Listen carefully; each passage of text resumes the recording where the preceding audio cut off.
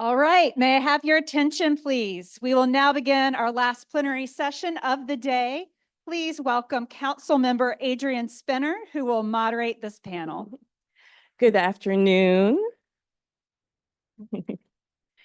I want to thank everyone for sticking with us. This has been a very full but very exciting day. So thank you all for being here. My name is Adrian Spinner. I am Director of Strategic Partnerships for North Carolina Housing Coalition, and I've had the honor of being a member of the Council for Women since 2018. And I just realized just how far back that kind of feels.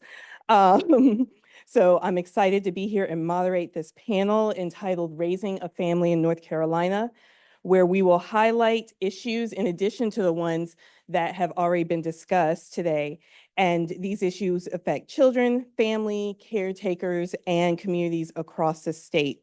Our panelists are experts in their fields of advocacy and in a lot of ways offer a unique perspective of lived experience. It is my hope that you come away from this session feeling empowered to explore ideas of intersectional advocacy, build coalitions across the different sectors of your personal and professional networks, and continue engaging with policymakers with proposed policy solutions and with narratives of lived experience. I am honored today to introduce our panelists. We have Cody Kinsley, Secretary of Department of Health and Human Services, Kay Brown, let me go in order, I'm sorry. Representative Zach Hawkins, North Carolina House 31. We have Michelle Schaefer-Old, who is the founder and executive director of Diaper Bank of North Carolina, and then Kay Brown, organizing director of Advanced North Carolina and president of the Greensboro chapter of the NAACP. So without further ado, we'll go ahead and get started so we can remain on time. To open up the discussion, I want to have all the panelists' input. When it comes to raising a family in this state, can you expound on some of the major issues that may or may not have been discussed today? And we'll start with Representative Hawkins to talk about housing.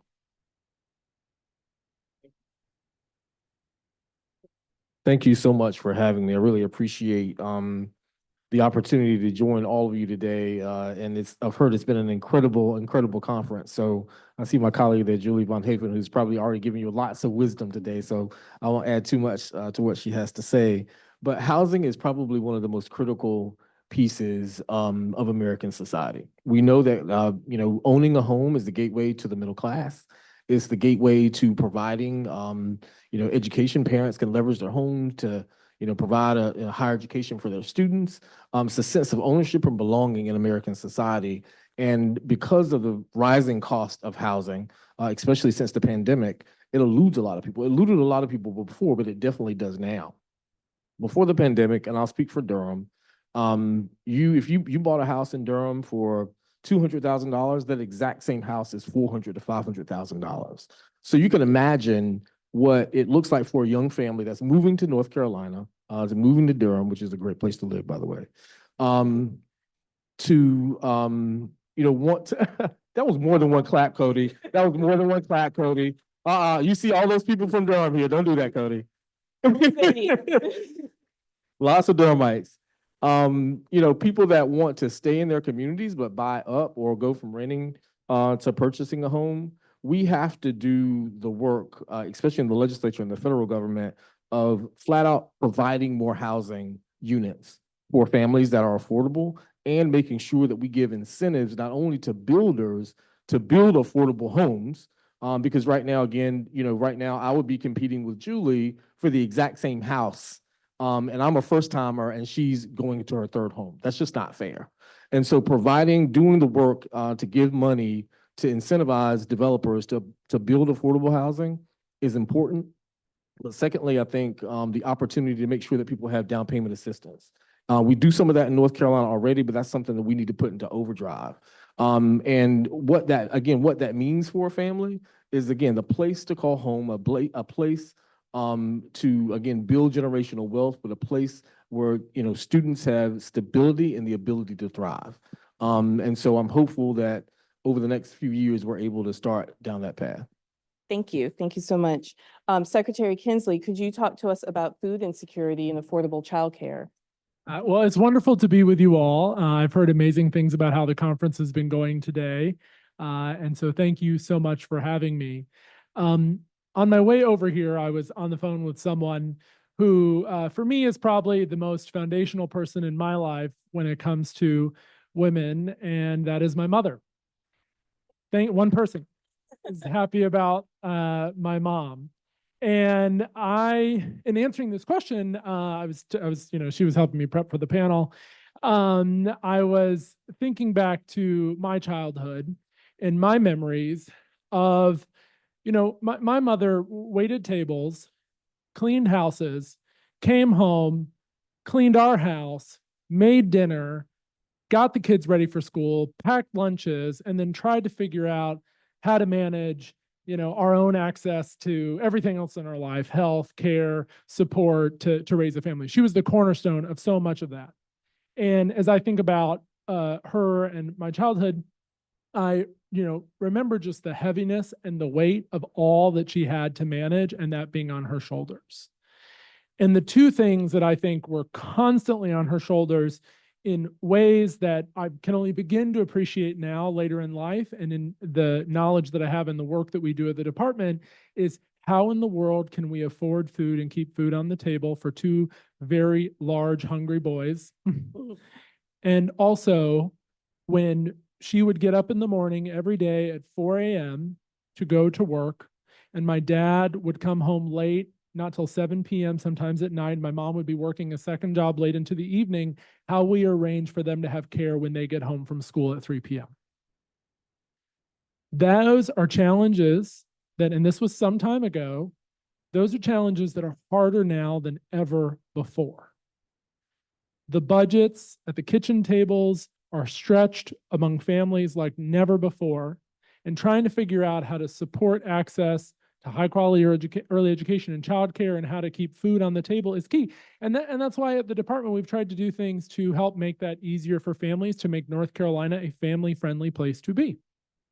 It's why when the federal government moved very quickly to do something amazing and give us access to something called Sunbucks, so that kids that were getting access to free school lunches and to school lunches could also get access to food at home in the summer, because 1 in 5 kids were hungry in the summer. We figured out a way to get that program in place quickly, and it took philanthropy and private entities to come together to donate money so we could administer the program. And we moved it at a record pace. When a lot of other states said no, North Carolina said yes. And because of that, this summer, 1 million kids have had access to food.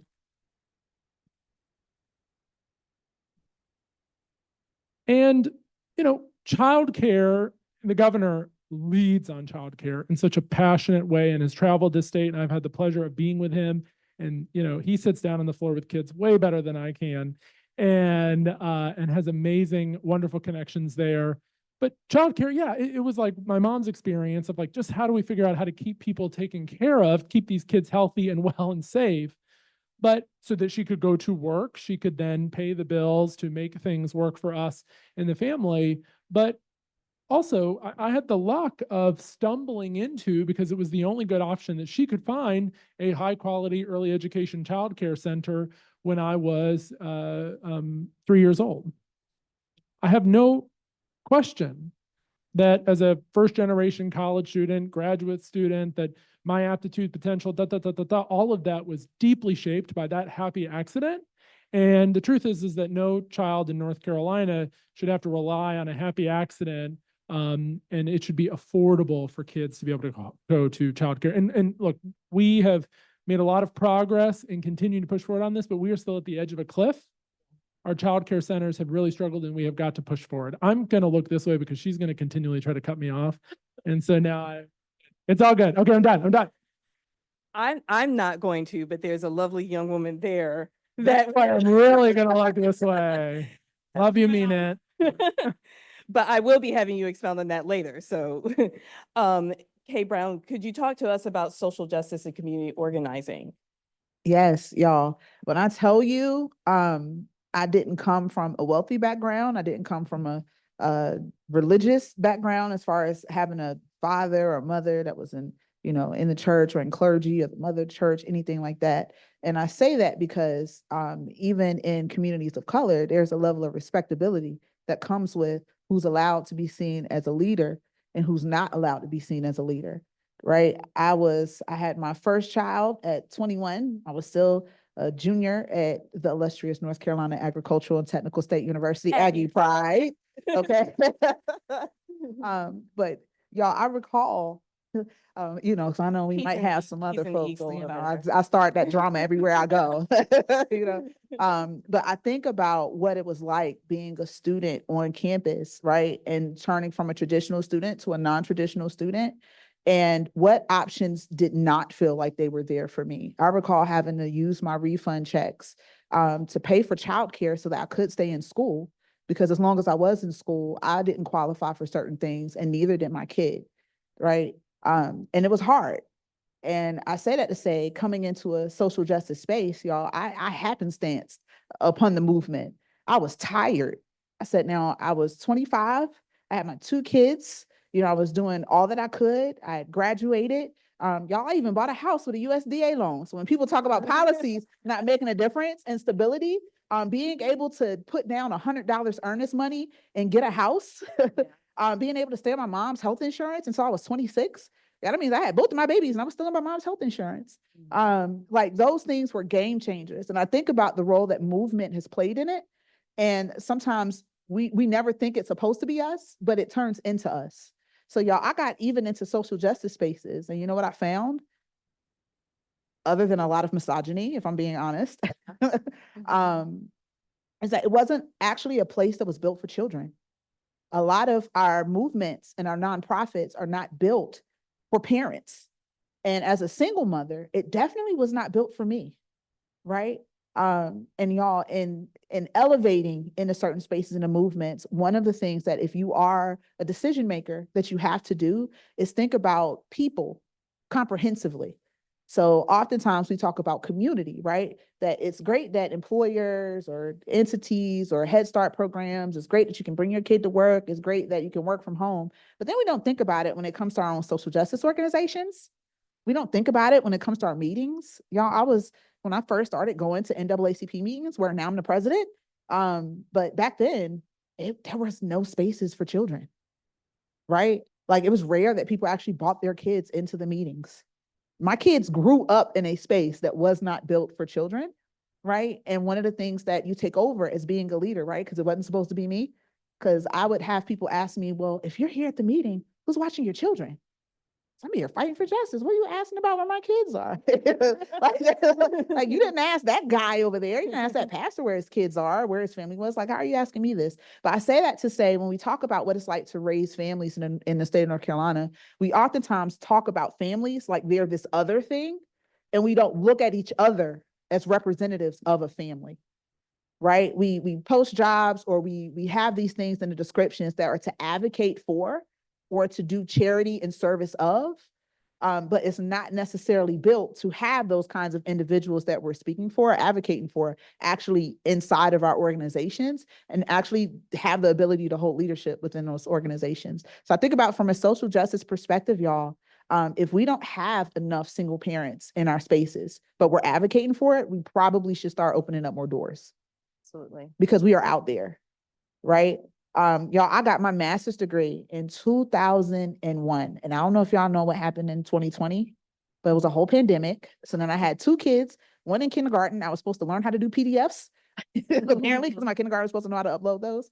And also I was supposed to help my, then at the time, 4th grader, figure out what he was doing with his stuff on top of do my own stuff for grad school. And y'all, like, it was hard, but I think about all the ways and resources that I had to learn and find along the way that helped me get there. But then I also think about how many mothers and how many people were not able to actually complete programs, how many people actually lost their jobs because they didn't have childcare and they didn't have the privilege from working from home. And I think about the fact that it feels like the world has moved on, but so many people are still working to recover from that happened back then. So that's me from a social justice perspective, y'all. Just encouraging to stop and think about not just the others that are experiencing it, but who do we have in our own spaces right now, and what conditions are we creating for people to be successful and parent. Thank you. Now y'all see why I begged her to to be on the panel. Michelle Schaefer-Old, could you talk to us about some of the basic needs that are often left out of these conversations? When I first started the diaper bank, it was a goal of providing 50,000 diapers in Durham. I'm a Durham girl too. And we have now distributed over 27 million diapers statewide. This is, thank you. It is impressive, but we are serving less than 10% of the need in North Carolina. 1 in 2 families, 47% of families in North Carolina cannot afford hygiene items.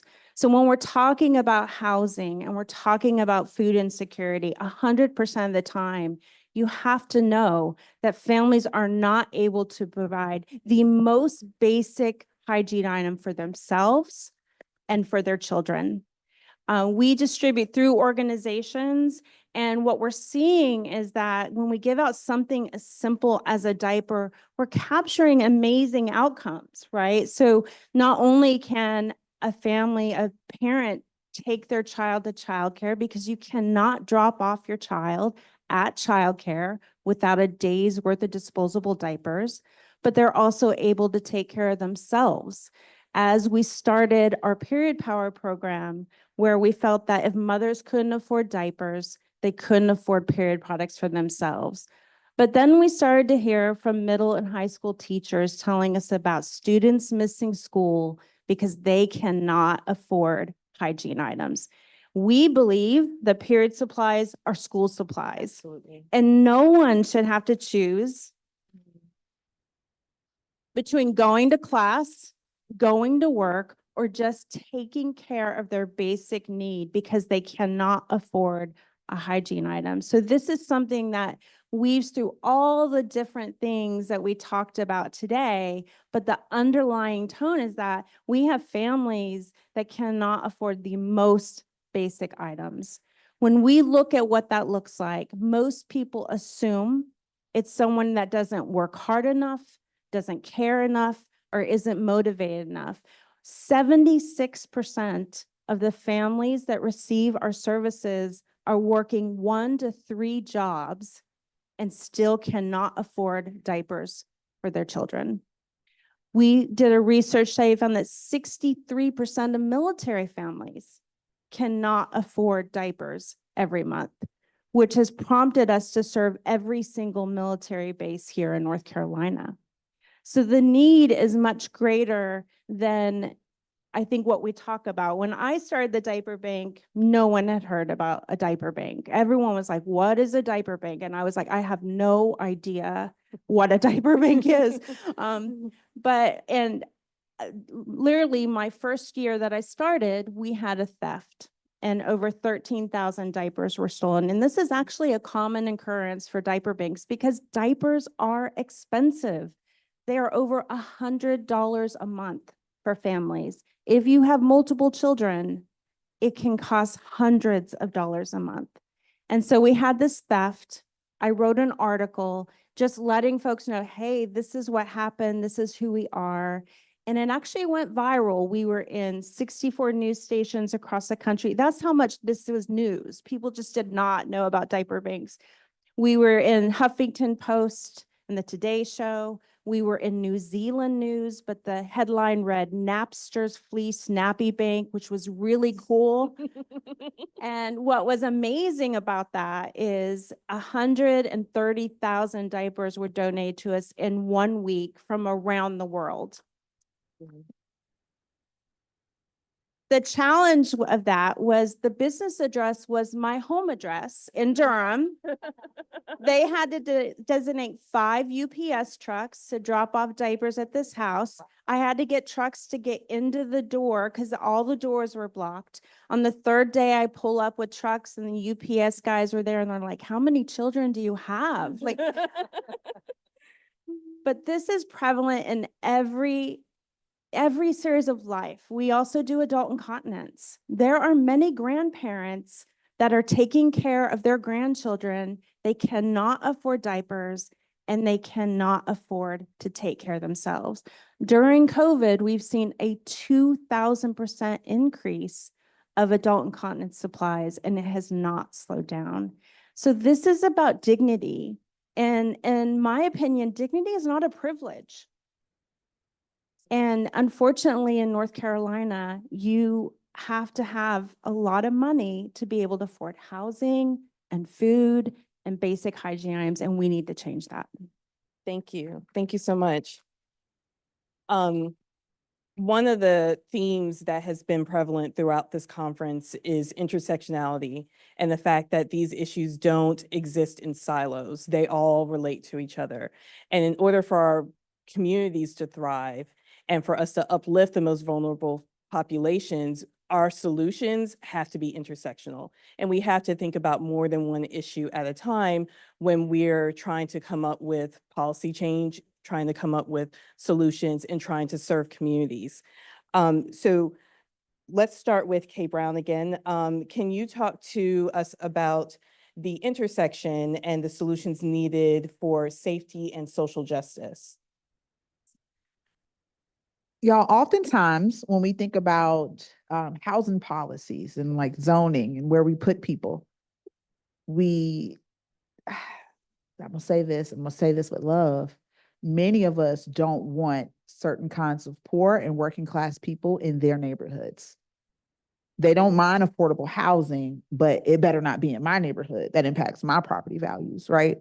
And I think about, as leaders in communities, how are we showing up, right? For those working class families that, look, if I'm a single parent, that doesn't mean that the only housing options that should be available to me is just the housing projects. Like, my kids want the opportunity to go to nice schools too. My children want the opportunities to have businesses and shops and have walkability and bikeability in their neighborhoods, right? And oftentimes, especially if you don't have a car, I don't know how it is in Durham. However, I know in Greensboro, they're still working on some things around transportation, but y'all could take an awful long time to get from one side of town to the other. And oftentimes we don't have seats at the bus stops. Like, we don't have some of the infrastructure that we need to actually support young people who maybe don't have a parent that's able to be present to see all of their needs all day. And I say that to mean, like, if you're in high school and you get off the bus and you need to go somewhere to, like, go to Walmart to get something, to cook, or to go and run this errand for your family or for your mother who's working, or your father who's working, or your parent that's working. It's like, what are the things that we're looking at from a policy standpoint? And what are the things that we're advocating for, even if it means that we're going to have mixed neighborhoods in our own backyards too? So from a social justice perspective, y'all, as president of the Greensboro NAACP, I get so many complaints about issues around public safety. And there are so many that are so quick to label, especially some of our young men of color, some of our young Black men who are just going out and existing, right? That we label, or we have thoughts about how they were raised, how they're being parented, how are these other things showing up. But oftentimes we're not thinking about what are the root causes and what are the ways that capitalism has, like, robbed this family from being able to be present and fellowship amongst one another, and to maybe sometimes parent a little bit more actively, and sometimes just to be able to be present, right? I think about some of these things and some of the heartbreak that I see. Y'all, I go to vigils where a 14-year-old was walking down the street murdered. Can you imagine at 14, your kid's on an honor roll, and because you live in a certain neighborhood, now your baby isn't there no more and you don't have any other housing options? I know people who have lost their children, know who did it, they're down the street. Nobody can prove who it was, but maybe the streets know, right? And housing will not move that individual family, because either there's not enough housing available or there isn't the cultural competence, right, within our systems that can actually show a level of empathy that can move those families. So I'll say from a social justice background and perspective, y'all, it's great that we're at these conferences, but I would challenge each and every one of us to actually go spend more time in community in these working class communities, white and Black. I know some of us have, choice words about folks who come from trailer parks, folks who grew up in apartments, folks who grew up in the projects. But y'all, those people are our people. And there's no way for us to build in North Carolina that's good for all of us to be able to raise our families if we aren't thinking about those folks who aren't in this room, who cannot necessarily speak up and advocate for themselves. I think about the sacrifice it took to show up to even volunteer, knowing that I'm living paycheck to paycheck. I didn't necessarily always bring my kids because I thought it was a space for kids. I brought them because in order for me to show up as a parent and I didn't have that additional support system that could be there to watch them, I had to take them. And oftentimes I had to carry why she got her kids in here. Look, some of y'all like, we don't do that. So I'm great. It's great that the people who do that aren't in this room, but it's something that when we say that we need to have more working class people advocating, and then they get there into the space. And then even in that space of advocacy, even in that space around social justice, even in that space of the city council meeting or whatever it may be, there isn't actually a space for our full families to be able to show up. Just those who have the privilege of childcare, those who have the privilege to not have to work the second job, those who have the privilege of sometimes access to education, right? And I won't go too far in it, but if y'all have not read Project 2025, you need to, okay? Because there are a lot of things in there that in order to be able to get the home to be stable, I needed that USDA loan. What would I have been if I was not able to get that? I needed those federal student loans in order to stay in school and in order to pay my childcare. Because as soon as I got my first job, I made $2,000 too much and I got kicked off the list. And I literally had a girl living in my dining room, y'all. Another college student that got displaced. And that is how I was able to make it and do childcare after I graduated. So just again, think about the policies that we're advocating for. Think about the things that sometimes remain silent and be that agitator in those spaces to bring that forward. Because there's a K Brown somewhere that needs you to be able to show up. Thank you. Secretary Kinsley, can you talk to us about mental and behavioral health, especially as it relates to your work around Medicaid and how that intersects with food insecurity? Sure. So I want to start here in thinking about intersectionality. Yesterday, North Carolina had the pleasure of hosting a delegation of health ministers from various levels of government from Taiwan. And we spent the majority of the day with them. And over lunch, the deputy health minister from Taiwan remarked to me, "You have so many senior leaders who are women on your team." One clap. My point in mentioning that, and I'm gonna have if you work at the department, can you just stand up for 2 minutes?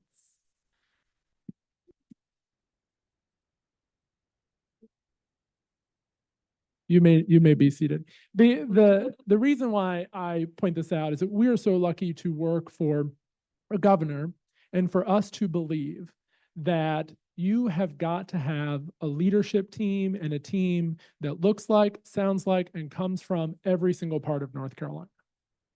And the reason why that matters is because when I look at a policy and I think about the economics of it, and I think about econometrics to drive the value and what's going to happen and how we need to use that, I will inevitably be clouded by my own personal experiences. And it's going to shape what matters and what I think of. But when I build a table that has people from different perspectives in different parts of North Carolina, we're going to catch things and view things to see the intersectionality of how these pieces work together and how the intersectionality and the disparate impact of these policies play out as well. One of our top priorities of the department has been improving behavioral health. We have had a huge effort to drive an agenda in this space, and I'm very proud that we've accomplished nearly $1 billion investment from the General Assembly. Thank you. And thank you and others to dramatically change the way we treat mental health in this country or in this state, and we're leading the way in the country. And we have been very quickly to do that. But if we think about the intersectionality of that, and in particular, one area of focus is around maternal health. We already see issues around, healthy moms and healthy babies, and the impact of Black mothers dying 2.5 times as often as white mothers in childbirth, and the interaction of that. Think about the deep mental health aspects of that. We've been partnering with postpartum experts at UNC. We have been funding group prenatal care. We have been working with doulas to build a doula action network in recognition that these health aspects of supporting and closing that maternal health gap are also deeply interconnected with maternal and behavioral health as well. And I kind of went a little bit a different way than food, but food, I think, ties in really beautifully in the same way. We have got to have a team, and look, we can't, we have a big team, but we can't have everybody at the table. That's also why it's really important to us when we make policy changes. We've, have initiatives to make sure we're bringing everybody from our communities that are going to be impacted to the table to make those decisions. I firmly believe that if you're not at the table, you're on the menu. So shaping a process and having a discussion that drives decisions with an intersectional group of people, I believe, is what drives the intersectional aspects of our policy and makes better outcomes for the people of North Carolina. Thank you. Michelle Schaefer-Old, I'm going to go to you next. Can you talk to us about the intersection of basic needs, like the folks that you serve, and that we should be putting more investment into, and how that relates to economic mobility, how that relates to public education, how that relates to childcare? Wow, I would say I'm a lot of fun at parties because I could go on, and I'm going to be the only one in the room talking about tampons and diapers for sure. But I said earlier, we distribute all of our products through organizations. And the reason why we have that model is that we know that just handing someone diapers really is not going to fully help them. But if we hand them diapers and then they're getting case management and they're getting utility assistance and food and immunizations, that is where you're helping families thrive. So that is our model. That's how we work in all parts of the state in the 65 counties that we serve. One day we'll serve 100, but right now 65. And we make sure that we're really connecting families to resources and organizations that are meeting them where they're at. And this is really important because I can look at the different ways that we serve different communities. What works in Durham is not going to work in Pender County, right? In Pender County, it's 100 miles long.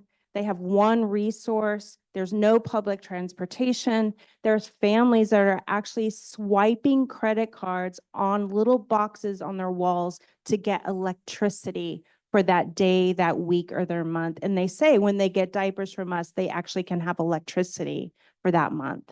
And so very different communities, and we have to tailor our distribution and how we serve those different communities to make sure that we're meeting families where they are. You cannot go to work if you cannot drop your child off at daycare.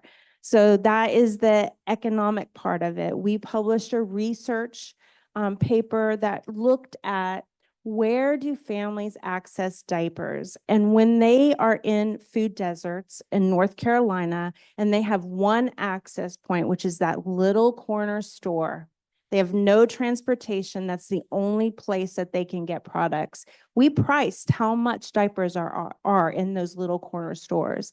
And they were not expensive. They were outrageously expensive. They were breaking them up 3 at a time like they do cigarettes and selling them $1.50 per diaper. This is the only access point that families have for these essential products. I did violence against women work for 22 years. And every single time I worked with clients, we would hear in the shelters, I'm going to go back to that partner because he's going to bring diapers. And it kept families in dangerous situations. And that's how desperate parents are to make sure that their children have the most basic items, diapers and hygiene products.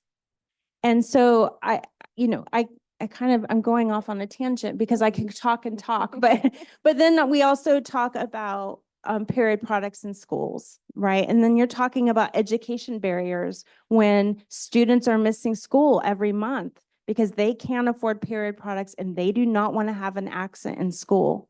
So that's why we provide period products in the schools and leggings and underwear and shorts, because our hope is to keep that student in the classroom so that they don't have to leave, so that those students aren't missing out on the education that will help them go beyond high school and beyond middle school.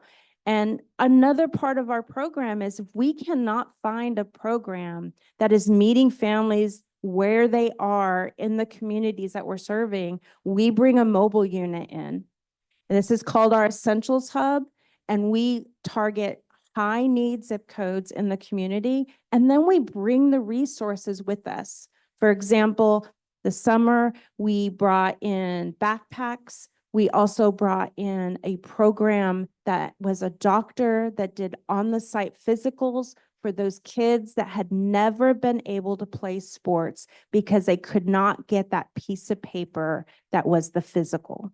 And so we just brought it to the community.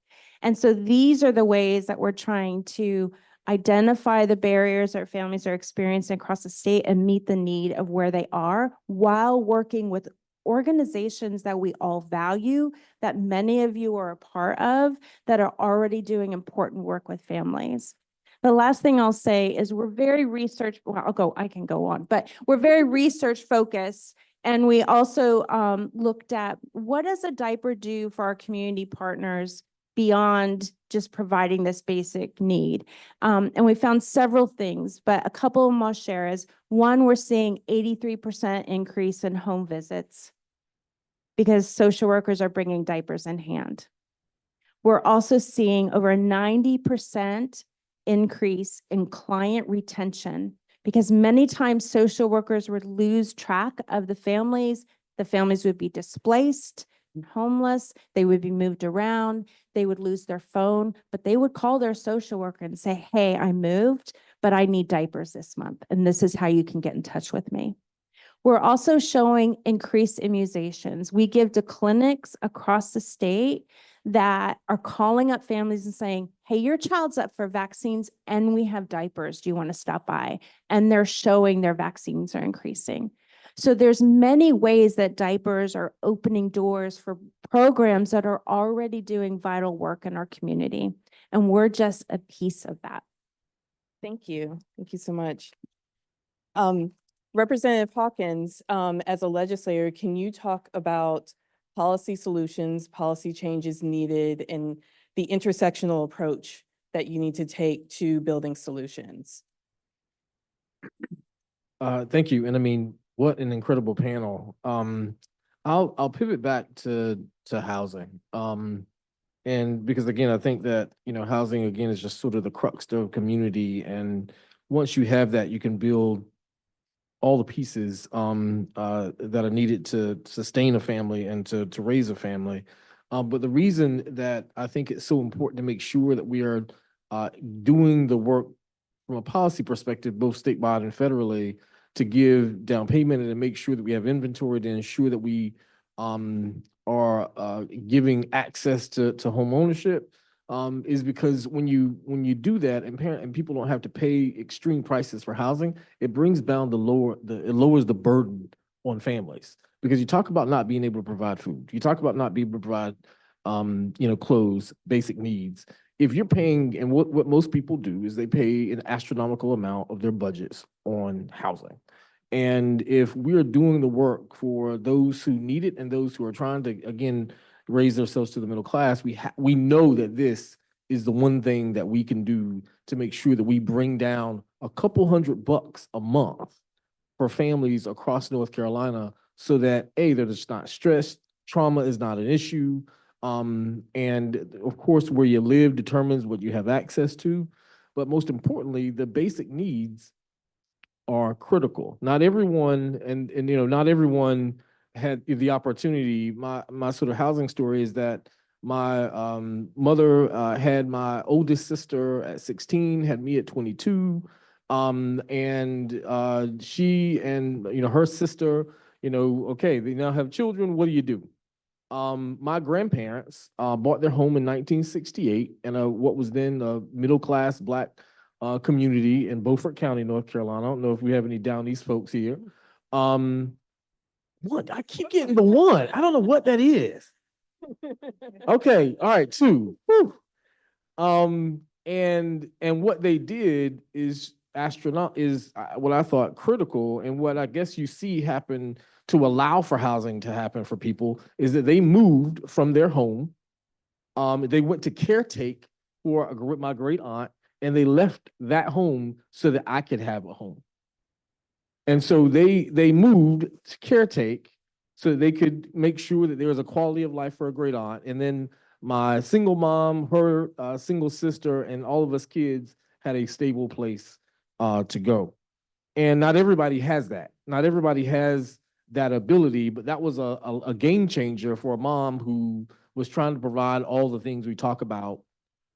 And it's something that, we can't replicate, but it's something that we most certainly need to understand the dynamics that are happening in multi-generational homes, and people allowing people having to give up homes so that others can prosper.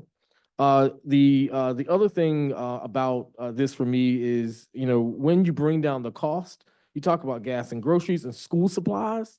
I can't tell you in Durham how many churches and community organizations are doing backpack drives and saying that they have to raise more this time, double what they did the year before. And it's because families cannot afford that because they're spending astronomical amounts on housing. You can't own a car, which, public transportation in North Carolina is not something that we have prioritized. I think Charlotte has done a really good job. And that's one of the policy perspectives that I want to bring is that when we invest in North Carolina, I think Raleigh, Durham, and Chapel Hill were close a few years ago with the light rail, but we have to look to the federal government, but we also have to look in the legislature to think about what does it look like to have a transportation bond in the state of North Carolina? What does it look to make sure that families can get to and fro, not just honestly for the ability to get your basic needs, which is super important, but families deserve the stress-free opportunity to go places and see things. And so many times, again, because of the cost and the burden of being in unaffordable housing or unsafe housing, they can't do that. The other piece for me that is truly important is developmental disabilities. And so for those, and I know the secretary understands and has heard from me quite a bit on this, is that we have, a large percentage of North Carolinians that are connected to someone with developmental disabilities. Now I have 2 kids with autism, but those kids will get older. And we are not prepared as a state to have housing that can support them if they want to live independently. And we do nothing right now to help those who take care of them. And this population with, the changes years ago that now allow for more independence, that is something that is absolutely critical. And these are populations that cannot live in unsafe housing, that cannot live far away from resources, because that can set off a chain of reactions that destroys a home and potentially has, one of those, people, penalized in ways that we don't want, incarcerated. But we as a state, specifically on that issue, we have to think about the entire spectrum of what North Carolinians are dealing with. The IEPs across the state of North Carolina have increased. So teachers are seeing this, but as a community, again, and specifically around housing and access to resources, we have not adjusted, and that's something that we have to do.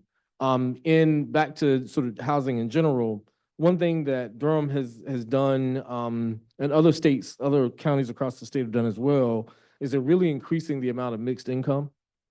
And so maybe 30% of an apartment complex is, for folks who are below the poverty line or those who cannot afford market-based rent, and the 70% is market-based with retail and other things, so that people who normally, again, would not have access to things in a walkable fashion now have the opportunity to. That's something in North Carolina related to the incentives for home building, is something that we absolutely have to do. Walkability, I think for a lot of folks who especially are college age, the last time you were in a walkable space is when you were on a college campus. And so we have to try our best to replicate that. And we see that not only is it good for the environment, is it good for environmental justice, but is good for families. So many people, again, used to be able to, again, walk to the corner store, do different things, and have access, but that's just eluding us now. And so I think that incentivizing these mixed income properties is something, especially in collaboration with our housing authorities, is something that we have to do. And that's one thing that I've seen. And I want to tie this specifically to public safety as well. When I mentioned that if, generally where you live determines the type of environment you have. And we don't do enough in the space of public safety to ensure that there are no bad neighborhoods. We have completely resigned ourselves to say, you know what, I'm not going on that side of town, or that apartment complex or that housing authority is a place that is not safe for me. And we completely are okay with that, as long as we can go back to our cushy spaces. And one thing that it really is important for us to embrace is the fact that public safety is needed, because there are so many people that need the services and the opportunities that we're talking about. Now, you did not give that to them.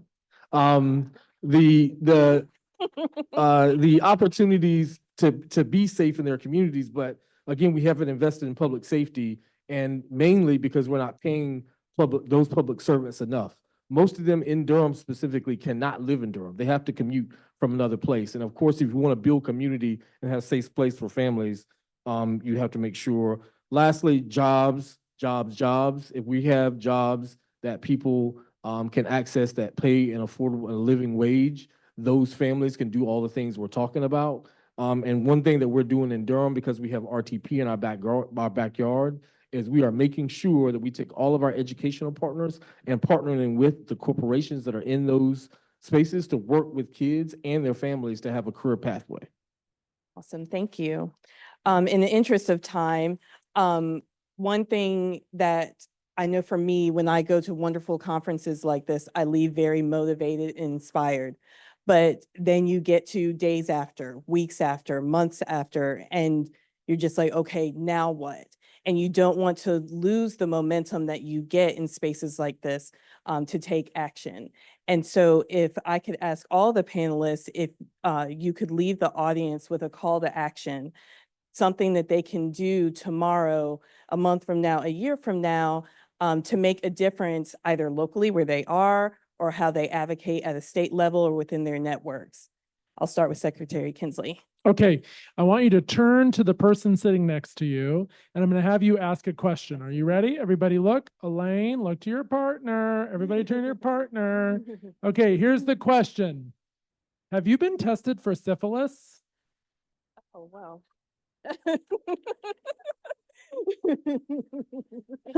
Took more than one clap. So my point in raising this, folks, is that congenital syphilis among babies has increased 70-fold in the last decade in North Carolina. We have babies dying because of syphilis, a disease for which we have treatment and we can stop in its tracks. And it starts with that question. It starts with breaking through stigma. And folks, the boys have something to do with this too. Yep. So we all share in a responsibility of having those conversations about getting tested and raising more awareness on this. And there's a lot more that we are doing around this issue, which I will not go into because we don't have time. Thank you. Thank you, Representative Hawkins. Your call to action. A call to action. Show up in Raleigh, make sure that your legislator knows who you are first. Secondly, in your community, you live in a neighborhood, make sure that your legislators come to you and talk about what is going on and make sure that you can have that bidirectional communication with them. Build that relationship regardless of whatever their party is, because you never know, A, when things are going to change as it relates to structures of power. But you want to make sure that your voice is at the table, even if you're talking about issues for folks that we are talking to about today. Three things that I want to make sure that you advocate for, specifically for families. The return of the earned income tax credit for families is absolutely critical. It's something we can do, again, both federally and statewide. We free community college so that if people want to retool, retrain, and these mothers and families that need access and kids who are coming from those communities, that is not a barrier. You get a 2-year degree as an electrician or whatever else, or on your way to a 4-year degree and making 6 or 7 figures. And then lastly, I think the figure is $100 million a year would help fund every 3 and 4-year-old slot for early childhood education across the state. So every kid can do that and get the start that they need to a basic education across the state of North Carolina. Thank you. And since we did start a minute or two late, I'm just going to allow them to have their call to action if that's all right. Michelle Schaefer-Old. I mentioned we go into communities with our Essentials Hub, but the thing that we do first is we have conversations with the community members and we say, what do you need and how can we support you? We don't come in and say, we think you need this. And one of those matriarchs of this amazing community said, we need what you need. So I encourage you to think about what you need to raise your family and then advocate for that for other families in North Carolina. Thank you. Final words on it is, y'all, we got to do something. The costs are so high across this country, not just the state of North Carolina, because we have allowed corporations and some politicians to work with each other to make off with our bag. Okay? What I need is for y'all to be sick and tired of being sick and tired. Just because you are okay today, you could not be okay tomorrow. You could be one cancer diagnosis away from not being able to take care of your family, from losing your insurance, to losing everything that you hold sacred. Oftentimes, when we talk about women's rights, reproductive justice, we miss a piece, and that's the right to parent. We have robbed a generation of the right to parent in a place that we have robust schools that they can access, that they have health care, that they have maternity leave, paternity leave, that they actually have real parents' rights and not some symbolic, I don't want my kid to learn about history because it's X, Y, and Z, right? But think about it like this. Our social compact that we have with each other is crumbling. And we have generations that are coming up behind us that are going to be worse off than what our parents were. I have fewer rights than my grandmother had at my age. That's a sad thing to say in 2024. So my last thing that I will say is, y'all find an organization that's doing the work that you like and you love and show up and volunteer. Get active. Y'all, if I had $1 for every time somebody asked me as a Black woman to show up for something and then I'm having something and we can't find them nowhere, y'all, we got to do better than that. Right? So we really do have to show up and be in connection and be in fellowship with each other. We got to be in tension with each other, and y'all, folks are hurting. So talk to your people. Thank you. I'll leave it at that. Thank you so much for attending. Thank you to our panelists. These are not just women's issues. This affects our entire community. And when you uplift the most vulnerable of us, our whole community will thrive. So thank you so much. Thank you, Adrian. Thank you to our panelists. Everyone, please remain in your seats. It's been a great day so far, but we are not done yet. Find a seat if you need one. Move to the front if you want, but stay in this room. We are going to move into our final keynote address for the day. And so today we have a very special guest to introduce, our closing keynote speaker. We'll go ahead and let the panelists leave. Thank you so much. So to do that, please join me in welcoming North Carolina's Attorney General since 2017, the Honorable Josh Stein.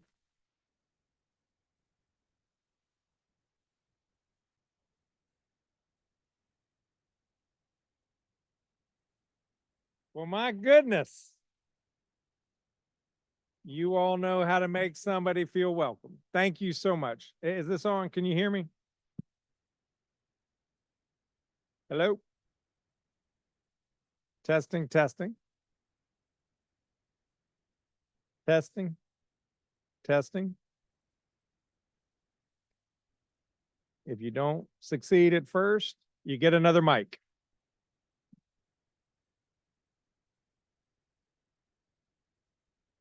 Testing. Okay, great.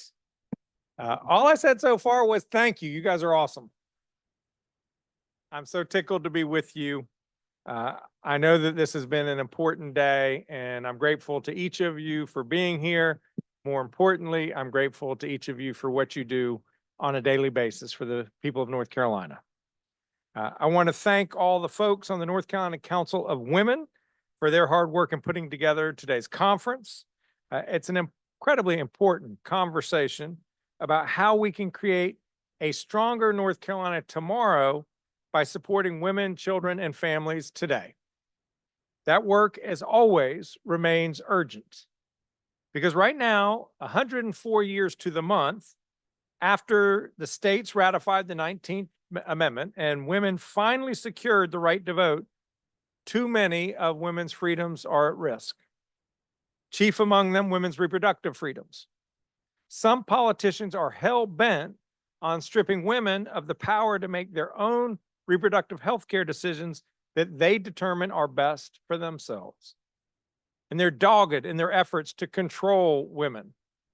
Overturning Roe versus Wade, limiting women's access to safe, effective medication abortion, making contraception harder to get, undermining IVF, and passing anti-abortion laws all over this country, including here in North Carolina. Decisions about reproductive health care are personal, among the most personal decisions a person ever makes. Women do not need, and they certainly do not want, politicians with them in the examination room when they make those decisions.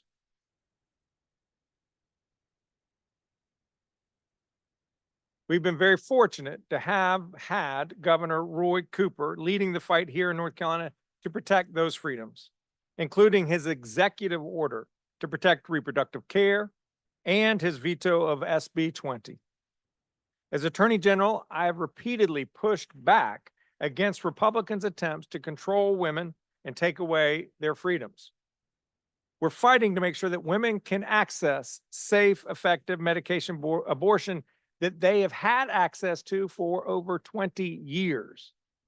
We fought back against the General Assembly's chaotic, burdensome anti-abortion law and refused to defend the provisions that were clearly unconstitutional. And we fought back against attempts to deny women emergency medical abortions when their lives are at risk. Of course, the work to protect women and families doesn't stop at pregnancy or at birth. It's our job to look out for people whenever their life or challenges that they face. We have to keep families safe. That's why we've been working so hard at the Department of Justice to confront the insidious crime of domestic violence. Every person, regardless of their sexual orientation or type of relationship, should be able to benefit from our state's protections that protect them from their abuser. Yet our state law was written in such a way as those protections only benefited those in opposite sex relationship. That's what the words in the statute said. I am proud of my office's role in arguing to the court to ensure that all people in North Carolina benefited by the equal protection of the law, so that that statute now applies to everyone in North Carolina, including those in same-sex relationships. At the Department of Justice, we have been launching a lethality assessment protocol statewide. Lethality Assessment Protocol, or LAP. LAP is a tool that law enforcement uses to determine when they're responding to a domestic call. They can help evaluate whether that victim is at risk of homicide from their intimate partner. If the officer determines that the victim meets evidence-based criteria suggesting that he or she is at risk, a higher risk of homicide, then the officer can take steps immediately to connect that person with a service provider in their community. When people call for help, it gives us a unique moment and opportunity to connect that person to someone who can help them get out of harm's way. LAP is a great program, and if you in your communities would like to have it or learn more about it, I see Holly Jones from my office. Holly, why don't you stand up so folks can admire that blue coat? She is our coordinator on domestic violence issues in this LAP program. So please talk to her so we can extend it to more people statewide. We've also been fighting for survivors of sexual assault. There were thousands and thousands and thousands of untested rape kits sitting on the shelves of local law enforcement agencies here in North Carolina when I took office, more than in any other state in this country. Well, as of April this year, we have fully eliminated that backlog.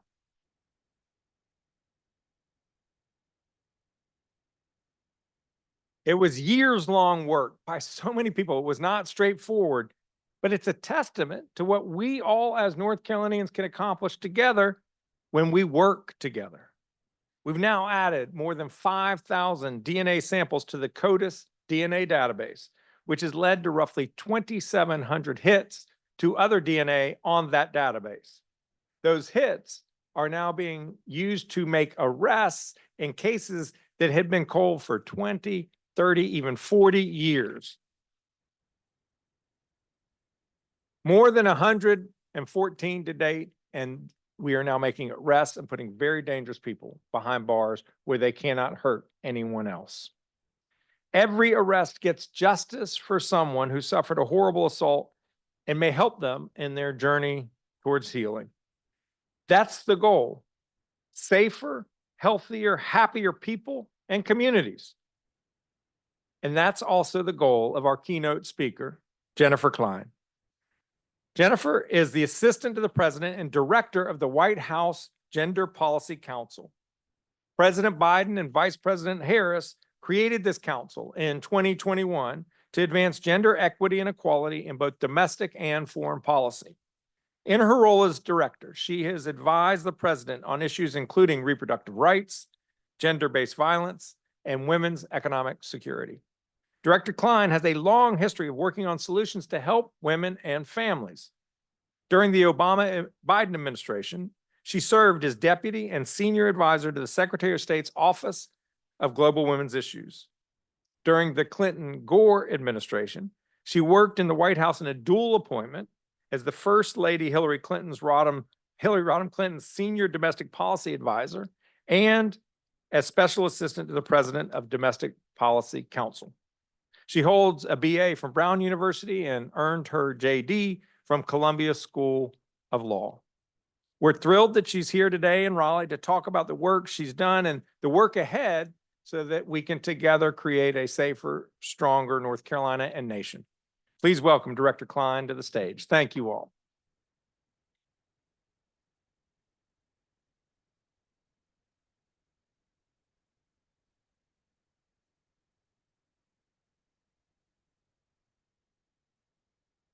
Good afternoon, everyone. I'm very aware that I think I'm the last speaker, so thank you for staying. Thank you for looking awake out there, and I hope that I can deliver something to keep you awake and lively. I also want to thank the Attorney General for that kind introduction and also for his tireless efforts to protect and defend the rights of women. I think what we've just heard makes it entirely clear that he is a real champion for women and families. I also want to just thank Governor Cooper, who I know was here earlier today. From reproductive freedom and women's health to Medicaid expansion to childcare and education, your governor has been a fierce champion for women and families across North Carolina and also a model for states across the country. And to the North Carolina Council for Women for inviting me here today to join you and for your critical work to expand rights and opportunity for women. It's wonderful to be surrounded by so many dedicated leaders and advocates at this year's Women's Conference here in North Carolina. North Carolina has a very special, important place in the history in our nation's fight for women's rights and equality. From trailblazers like North Carolina's Gertrude Weil, a fearless suffragist, to Lillian Clement, the first woman elected to the North Carolina General Assembly in 1920, only a few months after the 19th Amendment was passed, to Sherry Beasley, who recently became the first African-American woman to serve as Chief Justice of the North Carolina Supreme Court. These women are a testament to the resilience, determination, and leadership of North Carolina's women. Each of you is honoring that history and their legacy by continuing the fight for women's rights and gender equity. And your work, of course, will not just benefit this generation of women, but the next, for our daughters and our granddaughters. The work you're doing is especially important in this moment when in our nation and around the world, women are facing threats to their fundamental rights, including reproductive freedom. As you've heard, I lead the first ever Gender Policy Council at the White House, which President Biden established by executive order in March of 2021 to advance gender equity and equality across the administration's domestic and foreign policy. The first thing we did was create the first ever national gender strategy, which outlines 10 comprehensive areas to advance human rights and opportunity for women and girls in the United States and around the world, and which has really become our plan for the work we do at the federal level. The criticism we received immediately was that it was too ambitious, to which I responded guilty as charged. But as you also heard, I spend much of my time these days working on 3 priorities, domestically and globally, by the way.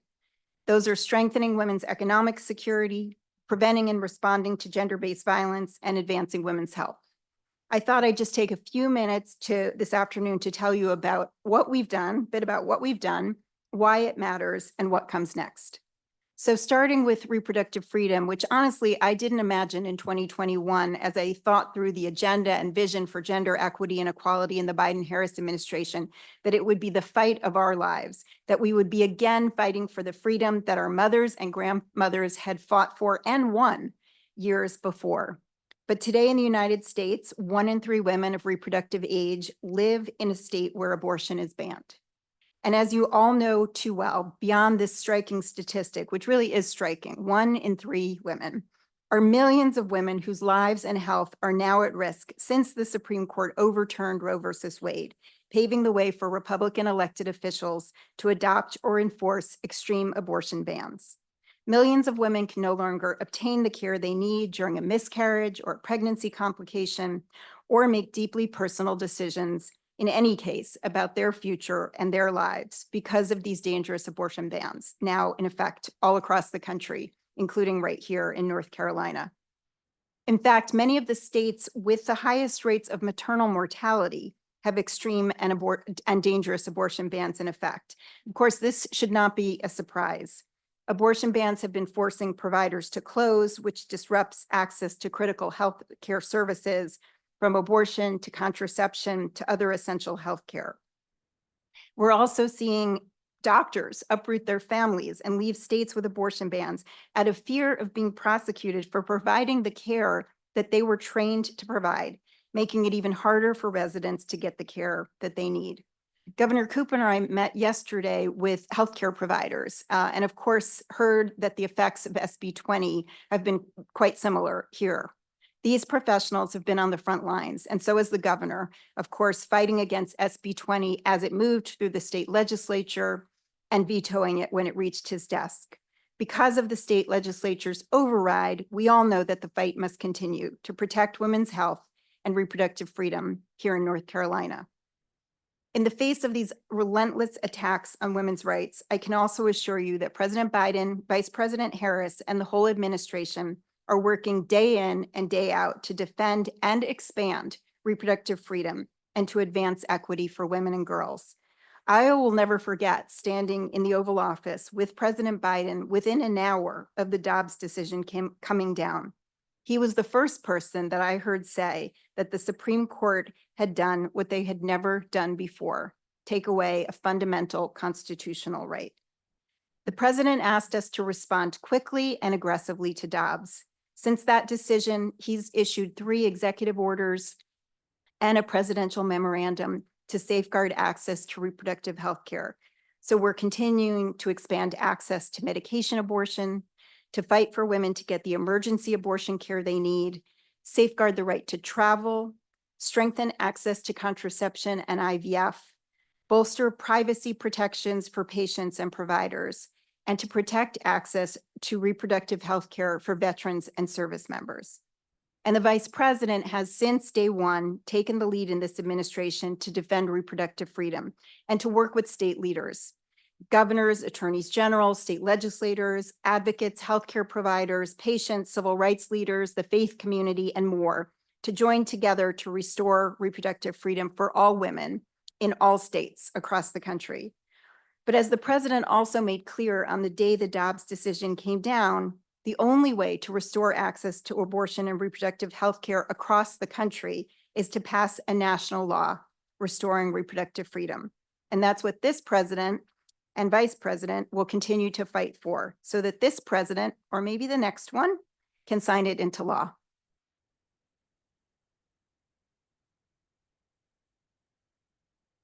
As I've emphasized, women's health is a major priority, and this, of course, goes beyond reproductive health, from reducing health disparities to combating the maternal health crisis to lowering costs to increasing care. The president and vice president are making healthcare more affordable for women. They've stood firm against big pharma and lowered costs for prescription drugs. For example, earlier this month, we announced lower prices for the first 10 drugs selected for Medicare price negotiation.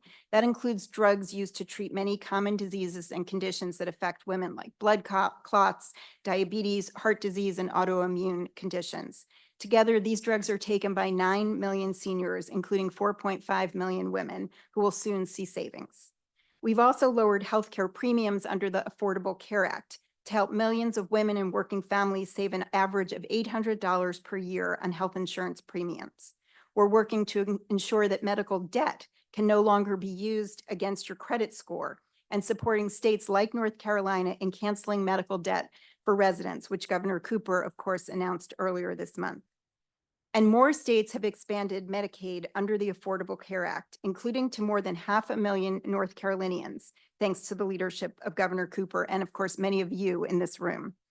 And hundreds of thousands of new moms, including right here in North Carolina, now have Medicaid postpartum coverage for 12 months.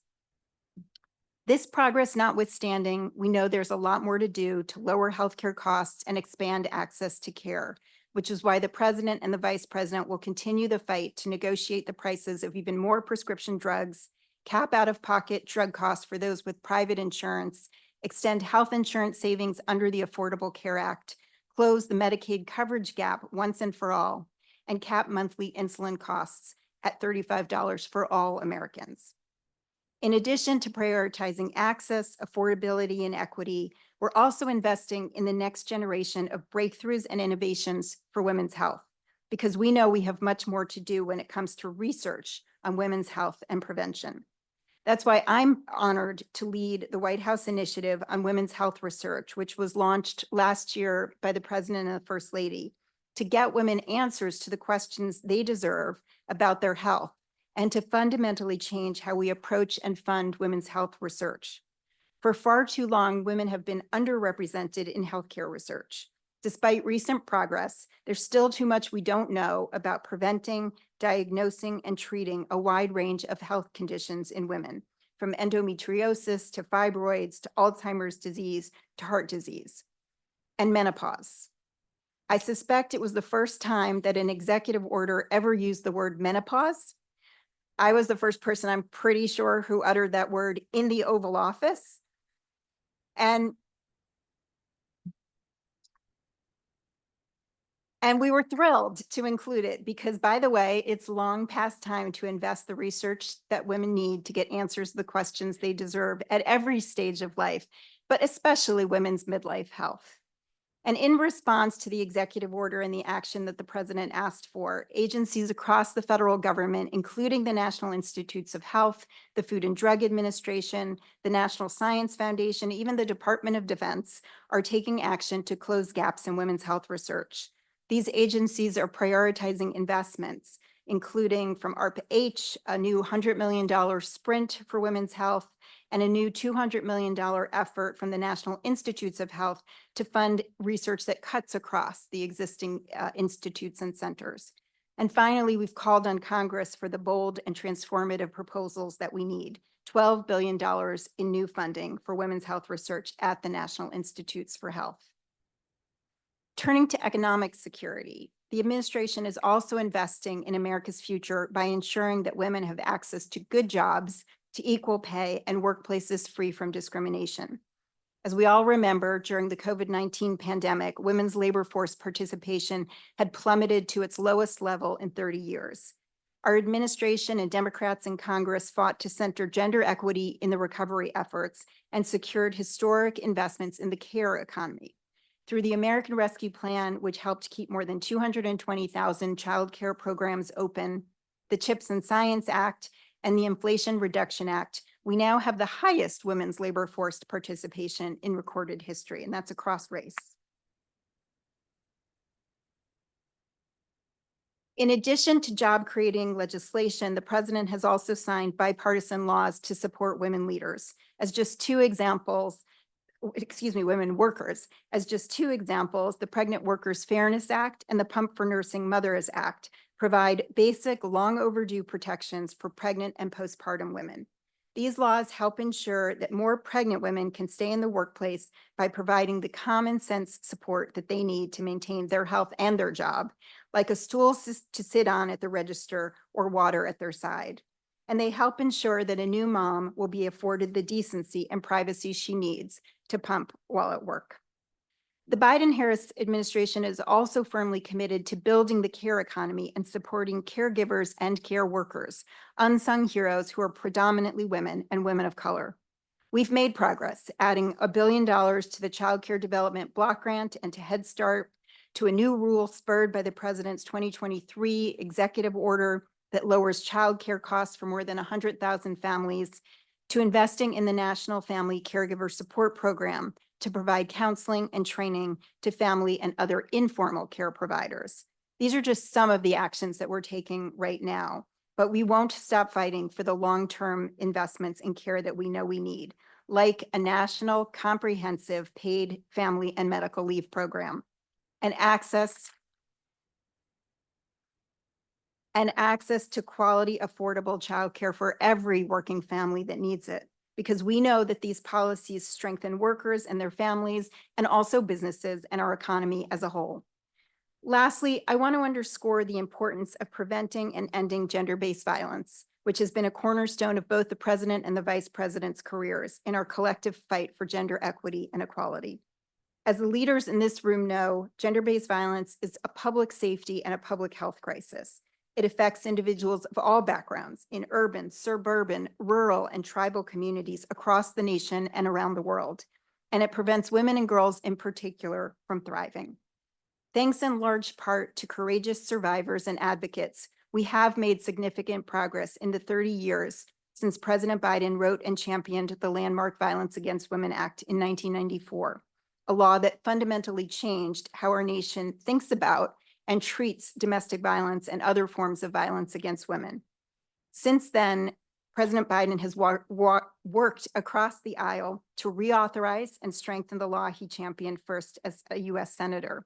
And in 2022, he signed into law the strongest reauthorization of the Violence Against Women Act to date, with enhanced survivor protections and more funding than ever before for the law's implementation. And that's not all. He's championed bipartisan reforms to the military's investigation and prosecution of sexual assault and sexual harassment.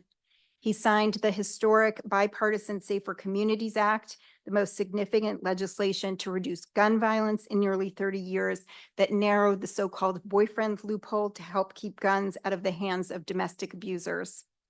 His administration expanded funding for campus sexual assault prevention and restored and strengthened vital protections under Title IX that were seriously weakened by the prior administration. And President Biden is addressing new and ever-changing forms of gender-based violence, including harassment and abuse online, which is only getting more dangerous in the era of AI. So even with this significant progress to expand services and legal protection for survivors, more work remains. The president and the vice president are committed to ending gender-based violence wherever it occurs, whether at home, at work, in communities, in the military, or online. And our administration will continue to center survivors and their families to focus on prevention and prioritize economic security, housing stability, and other supports that we know survivors need. As the president has said himself, as long as there are women in this country and around the world who live in fear of violence, there's more we need to do to fulfill this sacred commitment. So my message today, I hope, is quite clear that we have made progress. Each of the administration's accomplishments that I've talked about today has been made possible, first of all, because we have a president and a vice president who have fought for the rights of women throughout their entire careers. Simply put, they have both made it certain that women are at the heart of everything we do.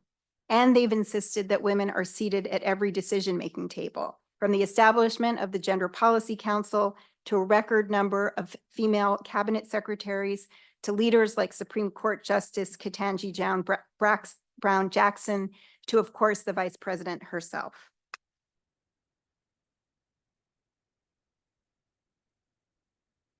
Also importantly, we've made progress together by partnering with so many leaders in this room and across our nation. We've learned from the work that you have done and the work that other state leaders have done, passing and implementing strong laws and policies, for example, on paid leave, early childhood education and childcare, and reproductive and maternal health care.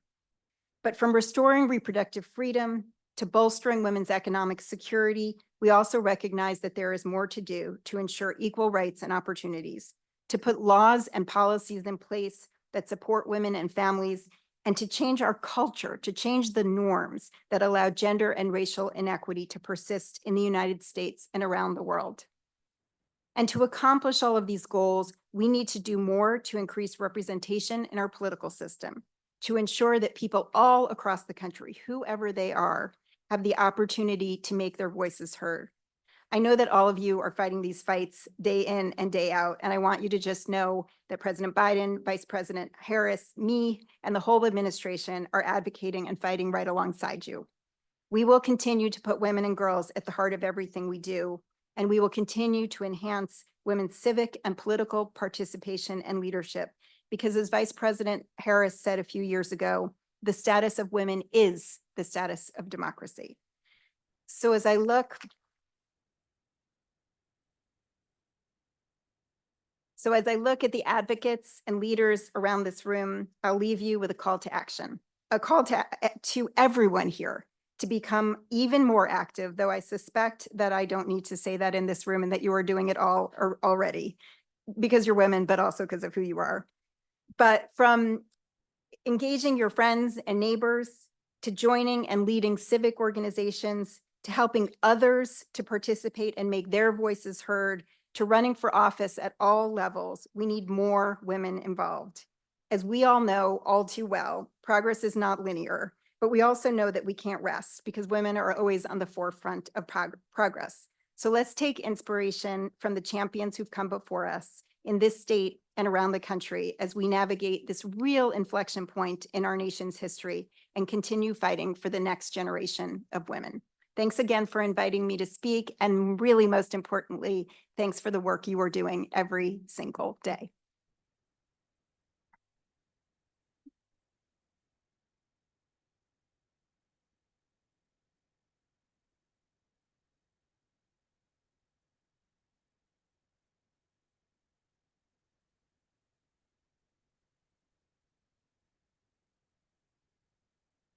Thank you so much, Director Klein. Thank you. Thank you for your inspiring remarks and the call to action.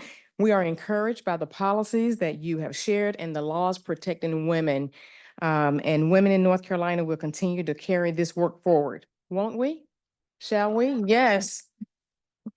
We are aware of the hour and we are wrapping up, but right before we do, please do not leave. We have some final announcements and recognitions. So at this moment, I'd like to have my Vice Chair, the Council's Vice Chair, Lyric Thompson, and make some final announcements and recognitions.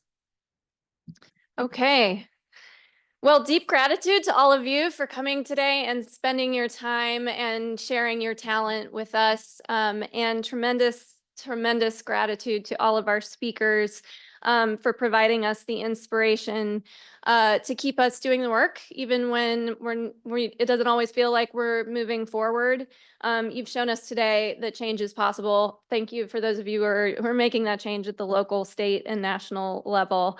Thank you so much to our leaders who have shown us particular take actions, the advocates who keep pushing us forward, and those elected and appointed leaders who have those successes to share. We'll be sharing a roundup of resources as well as an evaluation in the next couple of days. So please do keep an eye out for that. And thank you most of all to those volunteers who helped us pull together this day and worked over the course of many months to plan and execute. So can I please recognize anyone who was on our planning committee for our state agencies, Office of the Governor, and council members, please stand. You were tremendously involved in curating content, and we really appreciate everything that you do and did and will continue to do. Council members, remain standing and come walk to the front, please. We're going to do a final picture for women's council members who are still with us. So please come to the front and line up here. And then for a final recognition of the women who you don't always hear from, who are doing everything to make things like today come together, I'd like to turn the mic over to Sharnessa to make a final special announcement. Thank you so much. So my grandmother used to always tell me, give people their flowers while you can still smell them. And so I get the honor to tell you all that you get to take the flowers from the table. They can go home with you.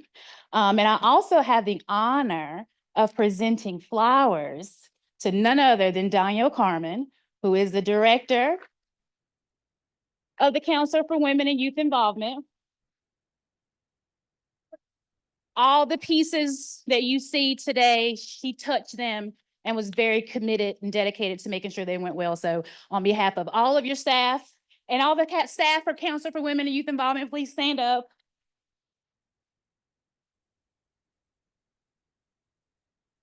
So we just wanted to say thank you so much on behalf of all of us. Thank you, everyone.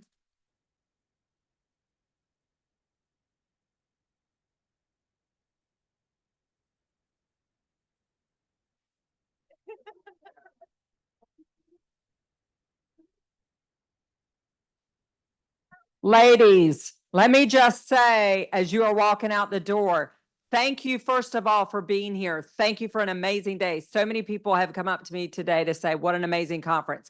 Secondly, go forth and do something. Thank you.